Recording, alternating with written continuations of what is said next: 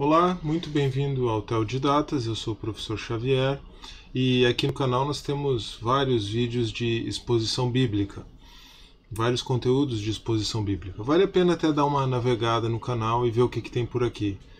Tem exposição do Novo Testamento, a playlist não está encerrada ainda, mas tem a exposição, a visão panorâmica de livros, tem exposição de livros específicos, por enquanto de cartas, na verdade, a carta aos Gálatas, as cartas de João, e agora, com este vídeo, eu encerro a exposição da carta de Paulo aos Romanos, com o capítulo 16. Romanos 16, o título que eu dei para esse estudo é Construindo Pontes, e já vai ficar claro o porquê disso.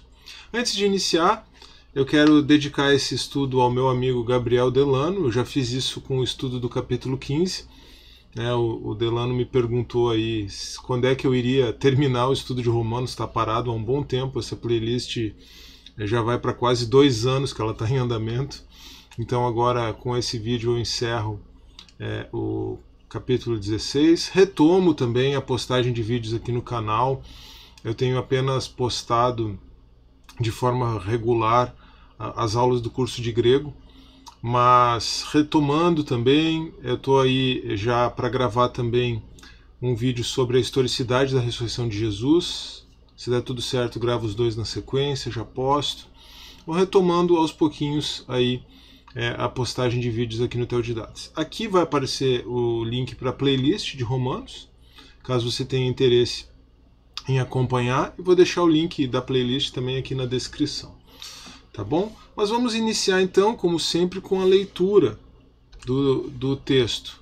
Você pode pausar o vídeo, pegar a sua Bíblia, ou você pode acompanhar a leitura aqui comigo. Estou projetando aqui o PowerPoint, inclusive, para isso.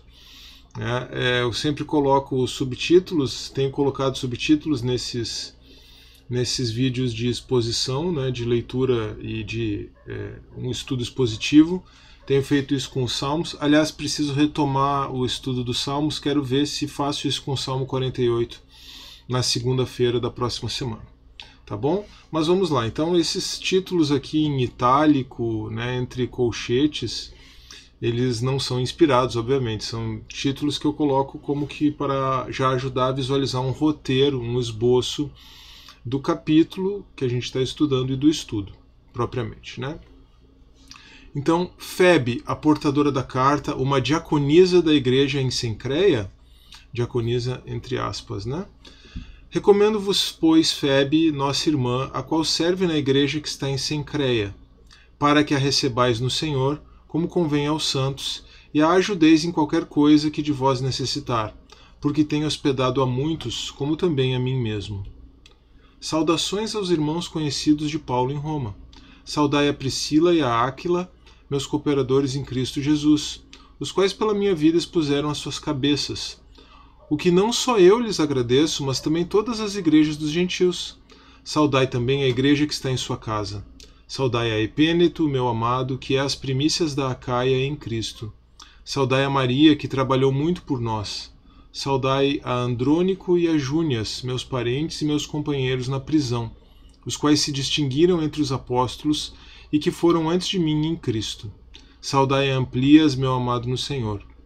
Saudai a Urbano, nosso cooperador em Cristo, e a Eustaques, meu amado. Saudai a Apeles, aprovado em Cristo. Saudai aos da família, ou talvez fosse melhor traduzir da casa mesmo, uma tradução literal. Saudai aos da casa de Aristóbulo. Saudai a Herodião, meu parente. Saudai aos da família ou da casa de Narciso, os que estão no Senhor. Saudai a Trifena e a Trifosa, as quais trabalham no Senhor. Saudai a amada Pérside, a qual muito trabalhou no Senhor. Saudai a Rufo, eleito no Senhor, e a sua mãe e minha. Saudai a Asíncrito, a Flegonte, a Hermes, a Patrobas, a Hermas e aos irmãos que estão com eles. Saudai a Filólogo e a Júlia, a Nereu e a sua irmã, e a Olimpas, e a todos os santos que com eles estão. Saudai-vos uns aos outros com santo ósculo. As igrejas de Cristo vos saúdam. Uma orientação final quanto aos hereges e impuros. E rogo-vos, irmãos, que noteis os que promovem dissensões e escândalos contra a doutrina que aprendestes. Desviai-vos deles. Porque os tais não servem a nosso Senhor Jesus Cristo, mas ao seu ventre, e com suaves palavras e lisonjas enganam os corações dos simples. Quanto à vossa obediência, é ela conhecida de todos. Comprazo-me, pois, em vós, e quero que sejais sábios no bem, mas simples no mal. E o Deus de paz esmagará em breve Satanás debaixo dos vossos pés. A graça de nosso Senhor Jesus Cristo seja convosco. Amém. Saudações dos irmãos que estavam com Paulo. Saúdam-vos Timóteo, meu cooperador, e Lúcio, Jason e Sosípatro, meus parentes. Eu, Tércio, que esta carta escrevi, vos saúdo no Senhor. Saúda-vos Gaio, meu hospedeiro, e de toda a igreja. Saúda-vos Erasto, procurador ou tesoureiro da cidade, e também o irmão Quarto. A graça de nosso Senhor Jesus Cristo seja com todos vós. Amém. O texto da família 35 encerra aqui, né? A maior parte dos textos gregos editados tem essa doxologia final, e aí aqui eu vou acrescentar um pouco de crítica textual quando tratar disso, né? Aliás, eu deixei essa análise a descoberto no estudo do capítulo 14. Ora, aquele que é poderoso para vos confirmar segundo o meu evangelho e a pregação de Jesus Cristo, conforme a revelação do mistério que desde tempos eternos esteve oculto, mas que se manifestou agora e se notificou pelas escrituras dos profetas, segundo o mandamento do Deus eterno, a todas as nações para a obediência da fé, ao único Deus sábio, seja dada glória por Jesus Cristo para todo o sempre. Amém. Por que eu chamei esse estudo de Construindo Pontes? Porque Paulo aqui estava estabelecendo aquilo que em retórica se chama de ethos, ou seja, ele estava afirmando o seu caráter, a sua credibilidade. Mortimer Adler ensina, na verdade, seguindo os ensinamentos de Aristóteles.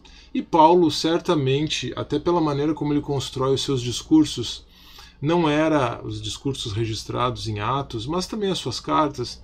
Paulo não era desconhecedor disso, já que isso estava em Aristóteles. Dificilmente Paulo fosse desconhecedor disso. Isso chegou também à cultura romana, por meio de Cícero. Então, Paulo está estabelecendo o seu ethos, o seu caráter, a sua credibilidade. Se nós fôssemos olhar o capítulo 1 com esses olhos, nós veríamos Paulo também estabelecendo o seu ethos, né, falando de Jesus Cristo revelado segundo o evangelho que ele prega, né? Paulo quer tratar em Romanos dessa divisão que havia entre judeus e gentios na igreja em Roma. Ele vai fazer isso no capítulo 14, no capítulo 15, de forma bastante prática, bastante específica. Mas aqui Paulo estabelece a sua credibilidade ao final da carta, né? Não no começo, como Adler inclusive ensina, mas ele estabelece a sua credibilidade, o seu ethos, fazendo menção a conhecidos em comum, né?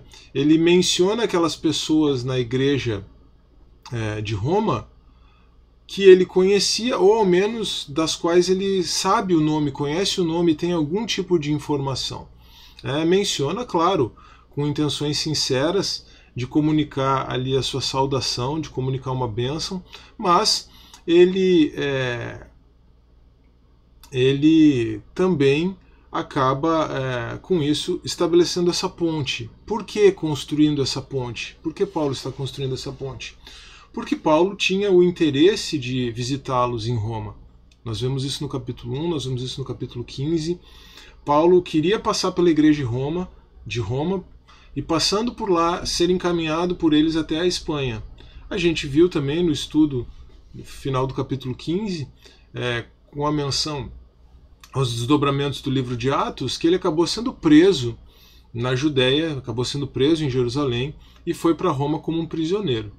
O plano dele acabou se cumprindo, mas por uma maneira um pouco transversa. Não exatamente como ele estava planejando, mas certamente o propósito de Deus se cumpriu. Paulo menciona então para isso, para estabelecer o seu ethos, 27 pessoas em Roma. Não necessariamente todos eles cristãos, nós vamos ver isso. E ao mencionar essas pessoas, na verdade, ele está abrangendo muitas outras pessoas, aqueles da casa de Narciso, por exemplo, aos irmãos que estavam com outros irmãos, os irmãos na casa, os irmãos que se reúnem na casa de Priscila e Áquila, né? E talvez ele possa até estar fazendo alusão a todas as igrejas domésticas existentes em Roma. Naquele tempo, especialmente em Roma, né, onde os cristãos eram um grupo marginal, as igrejas se reuniam nas casas. Isso estabelece também um princípio importante, tanto nas cartas de Paulo quanto no livro de Atos, para a compreensão contemporânea de igrejas em casa, né, ou igrejas nas casas. Mas aqui era uma questão de uma necessidade acima de qualquer coisa, uma necessidade até mesmo social, política, digamos assim.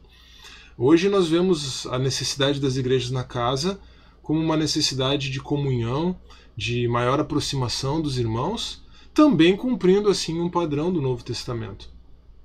Mas aqui o fato é que não haveria outra maneira de Paulo aludir à igreja que se organiza em Roma, ou à igreja que estava em Roma, a igreja visível em Roma, se não fazendo menção àquelas casas.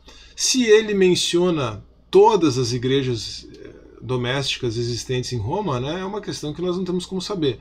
Mas Tom Wright, por exemplo, crê que não, né? De todo modo, não deveria haver muito mais do que uma centena de cristãos em Roma naquele momento. Tá? E além disso, Paulo manda saudações de 8 pessoas que estavam com ele em Corinto quando escreveu a carta. Tá? Vamos, depois dessa breve introdução, vamos para a análise, né, de cada porção a partir dos subtítulos que eu dei para o capítulo. Começando com Febe, que foi a portadora da carta. Essa irmã foi quem levou a carta de Paulo a partir de Corinto até Roma. Ela é chamada, literalmente, de diaconisa da igreja em Cencreia. Ela seria uma diaconisa no sentido de um cargo? Bom, é uma questão interessante, né? Diáconum, ali no texto, é acusativo singular feminino de diáconos.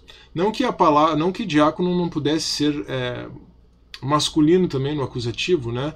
Aqui é uma questão da declinação mesmo, da flexão do adjetivo diáconos, tá? Mas ela é chamada de diaconisa, literalmente, né? Isso literalmente significa uma pessoa que serve.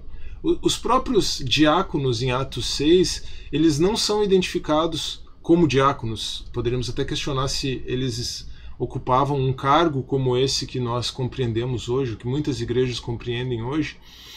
Os diáconos de Atos 6, ou aqueles irmãos que foram colocados para servir às mesas, cuidando das necessidades físicas, né, das necessidades materiais das viúvas dos irmãos de fala grega, dos cristãos de fala grega em Jerusalém, eles são identificados pelo verbo diaconel e não pelo adjetivo diáconos. Ou seja, o que Lucas faz alusão lá é a atitude de serviço deles, né? Eu acho que toda essa discussão em torno do ministério feminino, vamos dizer assim, e eu não quero entrar nela aqui de maneira nenhuma, ela perde sentido quando nós colocamos o foco no serviço e não no cargo. E aqui, imagine se Paulo vai estar fazendo alusão a cargo. Imagino que não, né?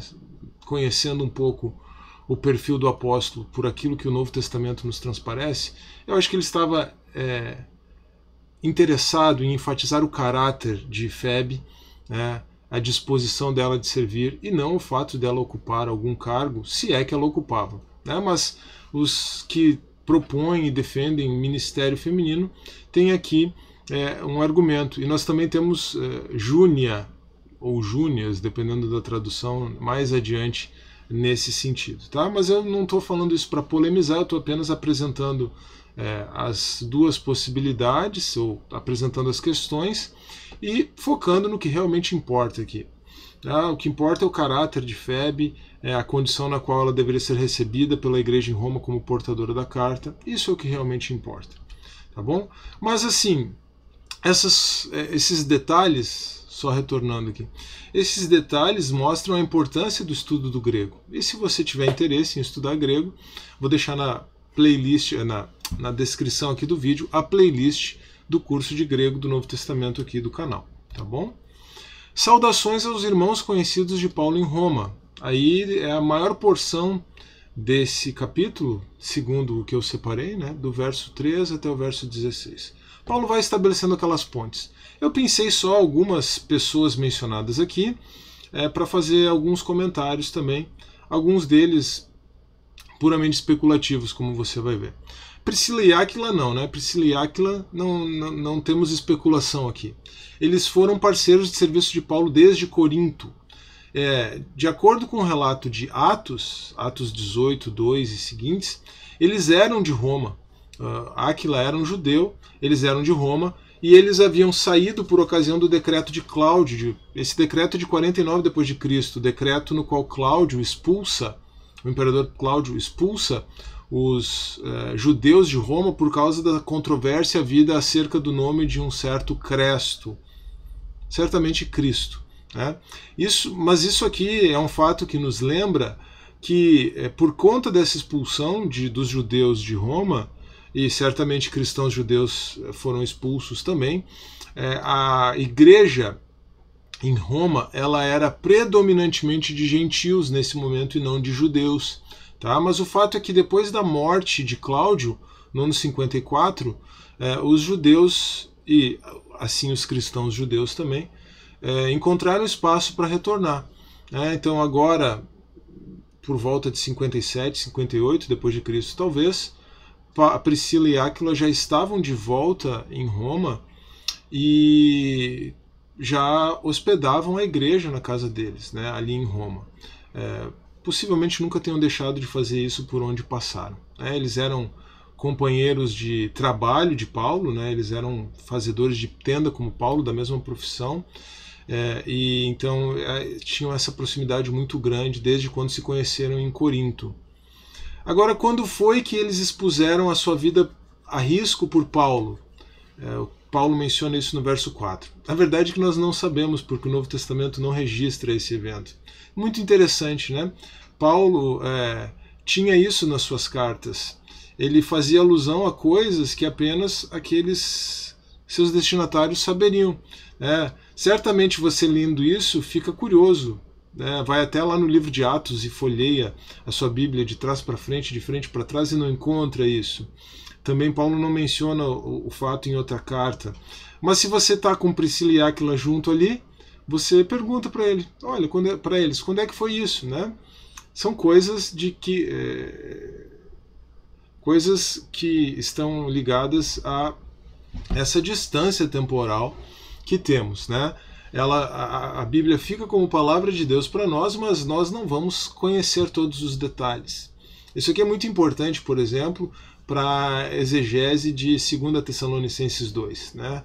Paulo escreve ali sobre coisas que ele diz que explicava detalhadamente para os tessalonicenses quando estava com eles. Como nós não temos essa informação contextual, essa informação de tradição oral, a gente fica um pouco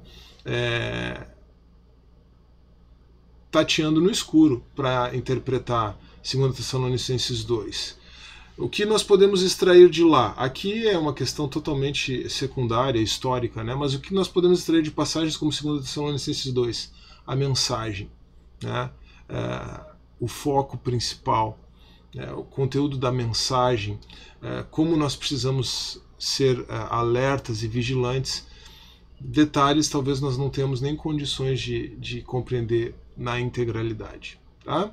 Aqui no verso 7 nós temos Andrônico e Júnias, que são 2 apóstolos, 2 além dos 12, além de Paulo, né? E ainda nós temos uma questão, Júnias ou Júnia? Tom Wright diz que as traduções que colocam Júnias, né, como é o caso da ACF aqui, fazem isso com a tentativa de indicar que se tratasse de um homem para que não fosse colocada uma mulher entre os apóstolos, né, como uma apóstola. Realmente o grego da passagem, ele dificulta muito que você diga que eles tinham fama no meio dos apóstolos, mas que eles se destacaram entre os apóstolos como apóstolos, né? Enfim, essa questão aí você precisa indagar o que é o apóstolo, né, no contexto do Novo Testamento. Essa questão talvez se resolva na perspectiva de que o apóstolo é considerado, antes de qualquer coisa, uma testemunha da ressurreição física de Cristo, né? Aliás, eu vou postar um vídeo sobre a ressurreição de Cristo, né, sobre a historicidade da ressurreição de Jesus, na sequência desse aqui. Vou tentar gravá-los junto e postá-los um depois do outro, sim, não imediatamente, né, mas com algum intervalinho aí. Mas um apóstolo seria alguém que testemunhou, uma testemunha ocular da ressurreição do Senhor, e alguém que cumpriu esse comissionamento, né, nesse sentido mais amplo. Num sentido mais restrito, sim, no Novo Testamento nós temos isso, aqueles responsáveis por entregarem a palavra de Deus, né, por completarem a revelação da palavra de Deus. E aí Paulo está entre eles, mas Andrônico e Júnia, ou Júnias, não estão, né, isso é certo. Tá? Aristóbulo no verso 10 e Narciso no verso 11 seriam eles mesmos cristãos, irmãos em Cristo, ou apenas os donos da casa?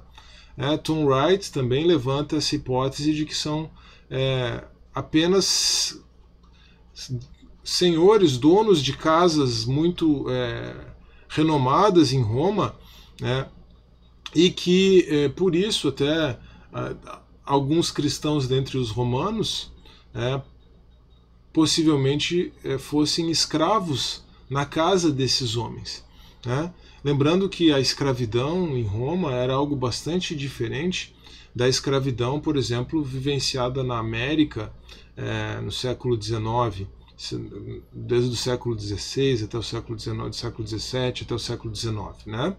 Não era a escravidão não era por questões raciais, e o tratamento com os escravos era um tratamento diferente também, tá? Mas muitos cristãos eram escravos, e aliás Paulo tem uma das suas cartas mais tocantes, e a mais pessoal delas, diz respeito à questão que envolve um escravo, né? Onésimo sendo restituído pela carta ao seu dono Filemon, ao seu senhor Filemon.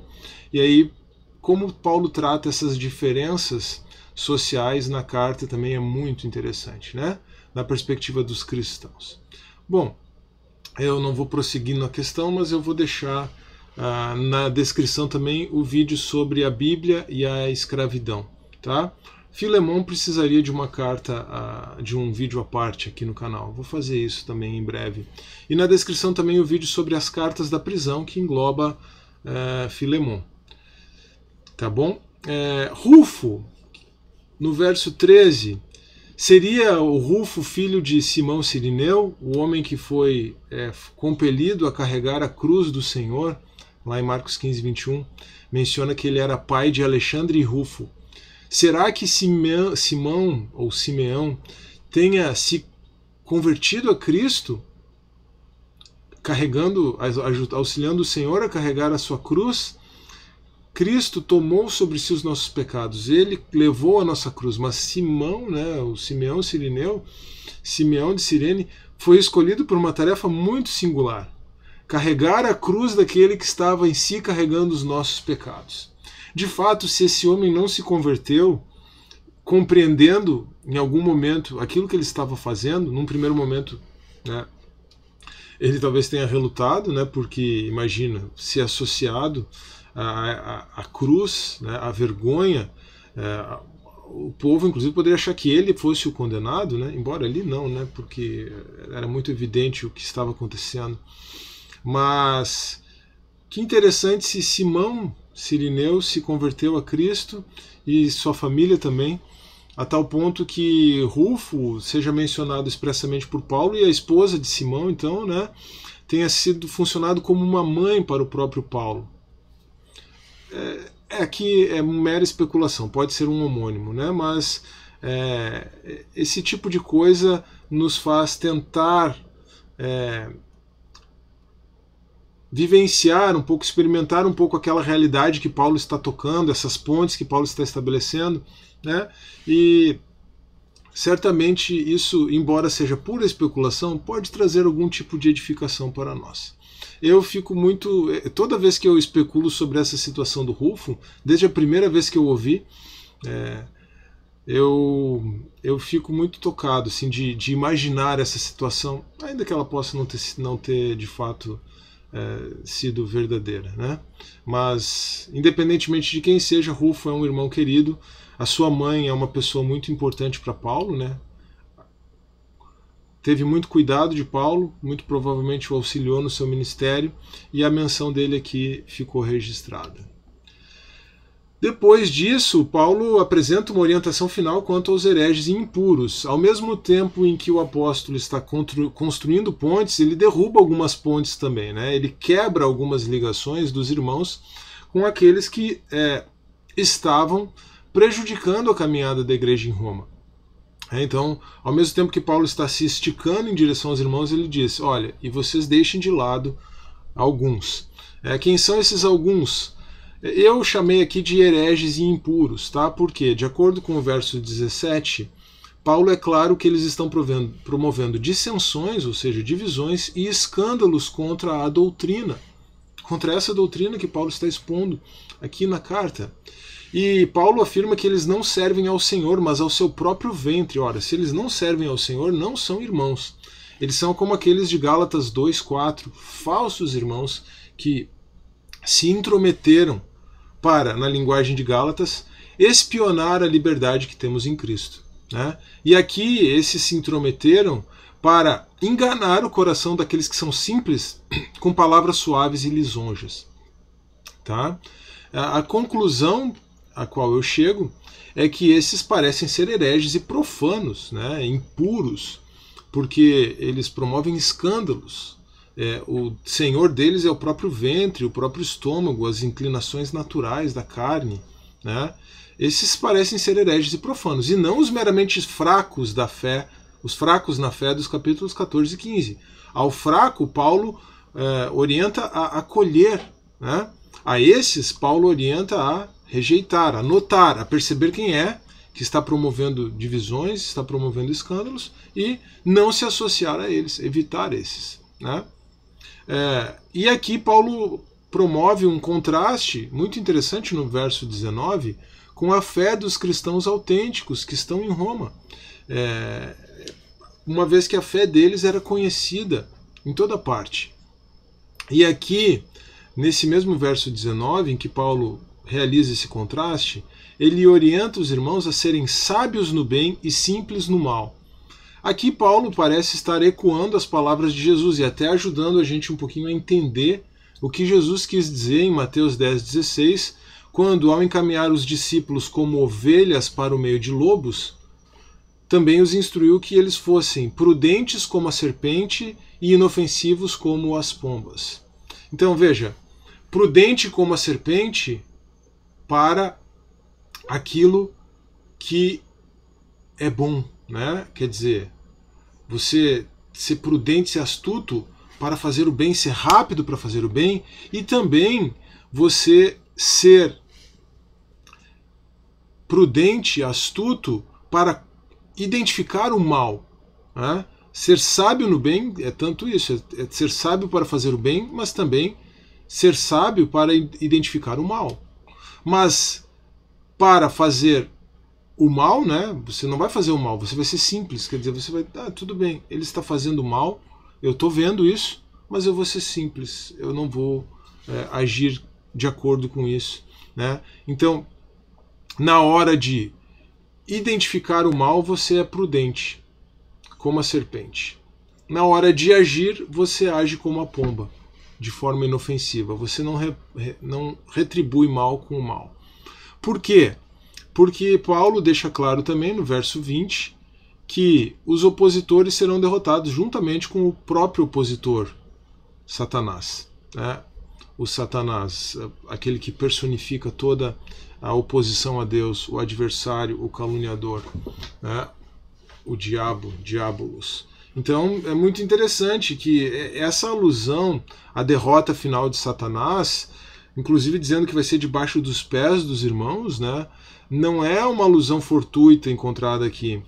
me parece que Paulo está ligando o destino daqueles falsos irmãos, usando a terminologia de Gálatas 2:4, né? Aqueles que promovem as divisões e aqueles que ficam só procurando bajular os irmãos para corrompê-los. Paulo liga o destino deles ao próprio Satanás, aqui no verso 20. Me parece que isso é algo bastante evidente. A carta se encaminha então para o seu final com saudações dos irmãos que estavam juntamente com Paulo, nos versos 21 a 24. Nós temos aqui Timóteo, né? O bom e velho escudeiro, Tércio, o secretário responsável pela redação da carta, Gaio, que provavelmente é o mesmo Gaio que Paulo menciona em 1 Coríntios 1,14, afinal de contas ele está escrevendo a carta a partir de Corinto, né? Gaio foi batizado por Paulo, né? E assim Paulo vai, de certa forma, também Paulo vai comunicando a saudação daqueles irmãos, né? As palavras daqueles irmãos aos cristãos em Roma, mas ele também vai, de certa forma, estabelecendo o seu ethos, a sua credibilidade, né? E a carta encerra, pelo menos na maioria das edições impressas, embora não na maioria dos manuscritos, né? A carta encerra com uma doxologia final que eu juntei aqui com crítica textual. Não que essa doxologia não exista, tá? Essas palavras foram palavras escritas por Paulo. A diferença é que em 95% dos manuscritos essas palavras estão no final do capítulo 14. Né? O capítulo 14 tem então os versos 24 a 26. E em 5% dos manuscritos elas estão aqui. Tá? Tem uma questão de crítica textual aí, né? Enfim, mas eu não estou me apegando a isso. Na verdade, eu poderia ter inserido essas palavras lá no final do capítulo 14, mas eu não atentei para essa questão ao preparar o estudo, né? Na época que preparei o estudo do capítulo 14, então eu vou encerrar fazendo menção a essa questão de crítica textual para não deixar passar batido. Mas, claro,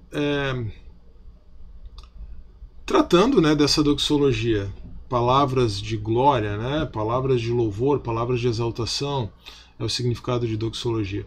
Paulo, é muito comum nos escritos de Paulo, não somente que ele encerre as suas cartas com algum tipo de doxologia ou palavras de bênção, mas, inclusive, que ele insira essas doxologias no meio do texto. Então não seria algo estranho que essas palavras estivessem no final de Romanos 14.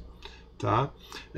De todo modo, essa aqui é a maior doxologia de Paulo encontrada nas suas cartas. Tá? É o trecho mais extenso em que Paulo faz esse parênteses ou esse fechamento com palavras de glorificação a Deus. Lembrando daquela questão étnica, né, que está por trás da redação da carta, nós vamos notar o seguinte dessa doxologia. Resumindo aqui, né, encurtando um pouco. Deus é poderoso para confirmar todos os crentes, judeus e gentios, para a obediência da fé. Até porque o mistério ao qual Paulo alude aqui, esse mistério é que para Deus não há diferença entre judeus e gentios. Esse mistério é tratado na carta aos Efésios, né? Então, Deus é poderoso para confirmar todos, judeus e gentios, para a obediência da fé, para mantê-los firmes, perseverantes.